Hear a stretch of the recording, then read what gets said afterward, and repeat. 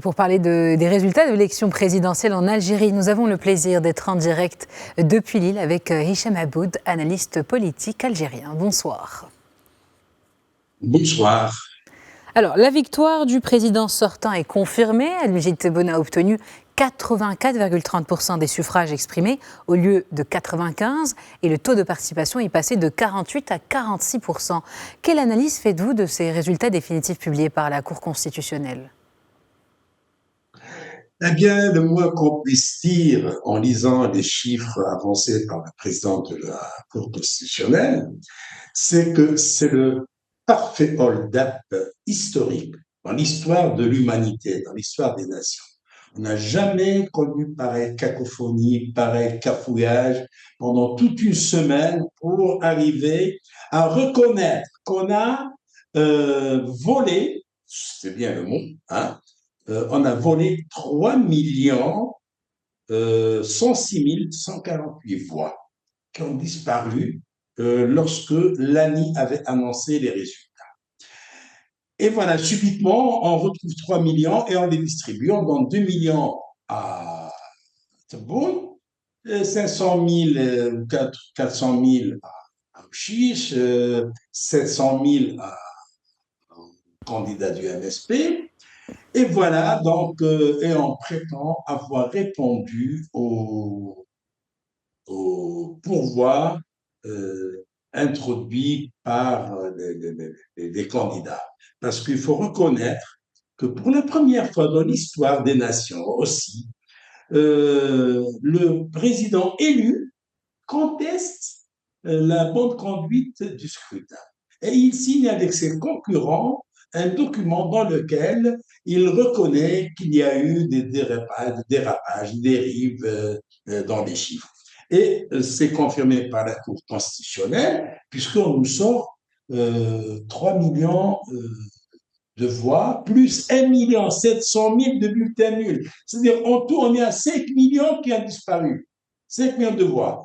Tout cela pour arriver à faire admettre un taux de participation de 46%. Pourquoi ce taux? Parce qu'il faut remarquer que pour le pouvoir algérien, le nœud gordien dans toute lutte électorale, c'est le taux de participation. Parce qu'il reflète la légitimité de ce pouvoir qui se contente même de moins de 50%, qui n'a même pas 50% de participants au scrutin. Il se contente. Or, en réalité, le taux de participation, si on s'en tient aux chiffres avancés par l'ANI, c'est-à-dire l'autorité indépendante des élections, si on se conforme aux chiffres qu'ils ont annoncés, eh bien, le taux de participation est de 23%. 23%, c'est qu'il est bien en deçà du taux de 2019 qui était de 39%. Et ce sont évidemment des chiffres qui sont entachés de fraude. Il faut le reconnaître. Donc, les chiffres avancés aujourd'hui par la Cour constitutionnelle reflètent le complexe du régime algérien des urnes.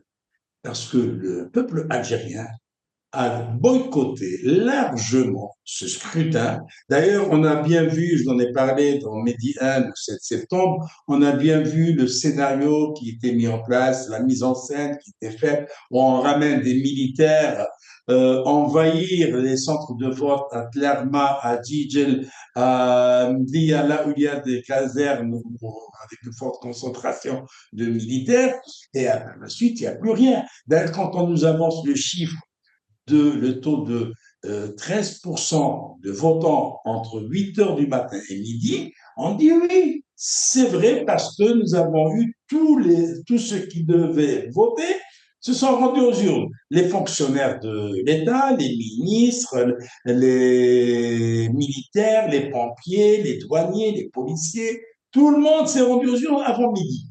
Par la suite, c'est le désert total. Et on nous dit qu'entre midi et 15 heures, 17 heures, le taux était de 26%, c'est-à-dire qu'il a doublé. Allez, on va admettre ça, c'est bon.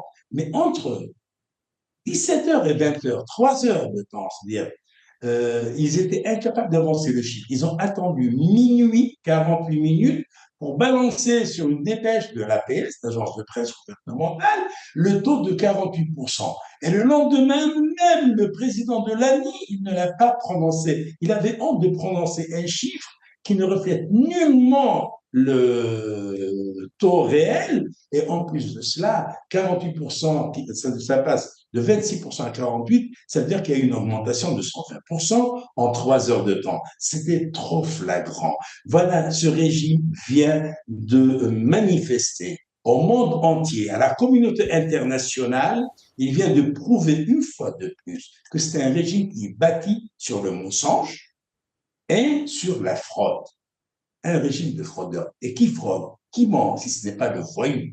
Et c'est pour ça que les Algériens ne se trompent pas de qualifier le régime algérien de gang de voyous. D'ailleurs, les dirigeants de ce régime sont eux-mêmes qui se sont qualifiés de Issaba, c'est-à-dire de gang. Alors vous parlez de... Dans aucun pays du monde, on a vu des dirigeants s'auto-qualifier de Issaba, de gang. Alors vous parlez de fraude, vous parlez de Issaba. Alors quel serait justement l'impact d'une telle incohérence de ces résultats sur la crédibilité des instances électorales du pays et surtout sur la confiance des électeurs algériens? Écoutez, la confiance des électeurs algériens n'intéresse nullement les dirigeants. Ça ne nous intéresse pas parce qu'ils mettent les chiffres qu'ils veulent. Vous avez bien vu ce qu'ils ont mis comme chiffre. C'est-à-dire quand on dit qu'on s'était trompé de 3 millions de voix plus 1,7 million de bulletins nuls, on s'est trompé à l'ère de l'informatique, du numérique, et dire que Tebboune, pendant son premier mandat, n'arrêtait pas de s'enorgueillir d'avoir réussi la numérisation de l'administration algérienne. Comment dans un pays qui parle de numérisation, qui parle d'informatique, etc., on se trompe de 5 millions de voix? C'est logique. Et ils savent très bien, et ils s'en fichent éperdument d'ailleurs, de dire au monde, voilà, on s'est trompé, on rabaisse le taux de Tebboune de 10%, mais on lui augmente de 2 millions et quelques, de 2 millions, j'ai le chiffre exact. Donc, on lui fait gagner 2 647 038 fois. C'est absurde ce qui se passe. Et pour les concurrents pour les autres, les deux lièvres, à cela, on fait une fleur. C'est quoi? On les augmente au-delà de 5%. À l'un, on donne 9,5% et l'autre, on dit 6,5%. Ainsi, ils auront bénéficié du remboursement des frais de leur campagne électorale.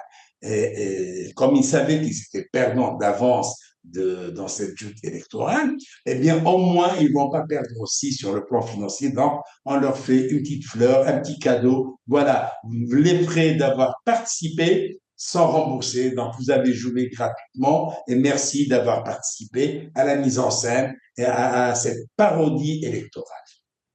Eh bien, merci Hicham Aboud pour toutes ces précisions. Je rappelle que vous êtes analyste politique algérien. Je ne suis pas opposant politique, je suis journaliste, écrivain. Alors, journaliste et écrivain algérien. Je ne n'appartiens à aucun parti. Je suis un journaliste, écrivain. Mais vous analysez la politique. Oui, j'analyse la politique, évidemment. Mais je ne suis pas un opposant, parce que beaucoup de gens pensent que je suis un opposant. Non, très bien.